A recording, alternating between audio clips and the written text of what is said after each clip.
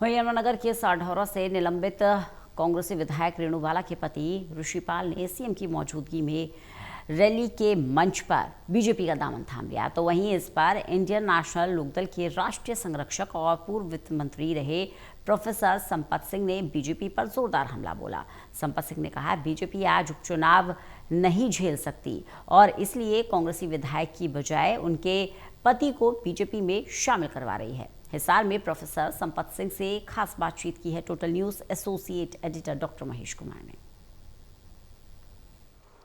राज्यसभा चुनाव में cross voting की जिम्मेदार ठहराई गई यमुनानगर से कांग्रेसी विधायक रेणु बाला, जिसे पार्टी ने निलंबित कर दिया था, उनके पति ने अब भारतीय जनता पार्टी को ज्वाइन कर लिया। मुख्यमंत्री की मौजूदगी में रैली के मंच पर अब ऋषिपाल भारतीय जनता पार्टी का हिस्सा बन चुके हैं और इसी पर रिएक्शन के लिए इंडियन नेशनल लोकदल के राष्ट्रीय संरक्षक और हरियाणा के पूर्व वित्त मंत्री रहे प्रोफेसर संपत सिंह इस वक्त हमारे साथ बने हुए हैं। संपत सिंह जी, राजनीति में ये क्या चल रहा है कि महिला तो कांग्रेस पार्टी की विधायक है, निलंबित हालांकि उन्हें इस वक्त रखा गया है कांग्रेस पार्टी की तरफ से, लेकिन पति भारतीय जनता पार्टी ज्वाइन कर रहे हैं। ये जनतंत्र में, ये लोकतंत्र में आखिर कैसा दिखावा है?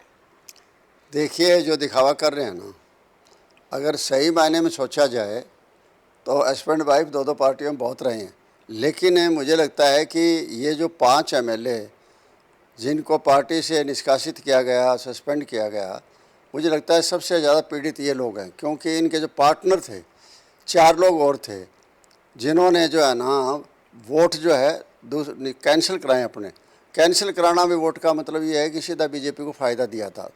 अब उससे क्या ये दुखी हो गए, क्योंकि 4 का नाम तो लिया नहीं, इनका 5 का नाम ले लिया, सस्पेंड भी कर दिए, पब्लिक में चर्चा भी होगी, बदनामी भी उनकी होगी, और वो ये सोचते हैं कि ग्रुपबाजी की तुम्हें शिकार बनाया गया है और वो 4 लोग ग्रुपबाजी की वजह से बचाए गए हैं।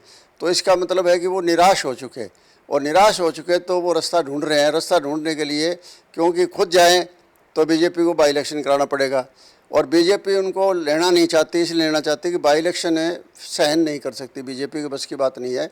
चुनाव जब भी कोई आएगा, बाई इलेक्शन आएगा तो बीजेपी को हारना पड़ेगा। पिछली बार तो लोग कांग्रेस से गच्चा खा गए थे और इस वजह से बीजेपी को ले आए थे, लेकिन अब लोग गच्चा नहीं खाएंगे और लोगों को पता है कि कौन विकल्प बन रहा है पोजीशन का। उस हिसाब से जो है ना, कल को चुनाव आएगा तो इंडियन नेशनल लोकदल पार्टी ही जीतेगी। तो मेरा कहने का मतलब ये है कि बीजेपी को खुद को पहल करनी चाहिए, ये कि अगर इनको आप ले रहे हो तो इसका मतलब उस एमएलए को ले रहे हो, आप एमएलए को ले रहे हो तो उसको हस्बैंड को क्यों ले रहे हो, अकेले को? उनको भी लो और लेके और बाई इलेक्शन करा दो, कोई दिक्कत को नहीं। आप पता लग जाएगा आपको कि बीजेपी कहाँ खड़ी है और कांग्रेस कहाँ खड़ी है और इंडियन नेशनल लोकदल कहाँ खड़ा है।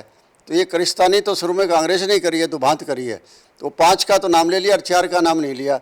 इससे भी ये परिवार पीड़ित हुए हैं सारे, ये 500 परिवार हैं जो एमएलए के, खुद भी और उनके परिवार पीड़ित है तो वो तो फैसला लेंगे, लेकिन फैसला बीजेपी को करना चाहिए कि एमएलए से फ़ायदा होना है आपको। तो और एमएलए से ही आपका लोकप्रियता का पता लगेगा कि आप चुनाव जीतते हो, आप चुनाव हारते हो। तो ये बीजेपी ने, मैं तो कहता हूँ सबसे ज़्यादा ये बीजेपी की मूर्खता है कि वो लोगों के सामने जो अपनी असलियत को, मूर्खता की वजह से सोची समझी साजिश है उनकी कि लोगों के सामने सही रूप आने नहीं दे रहे हैं।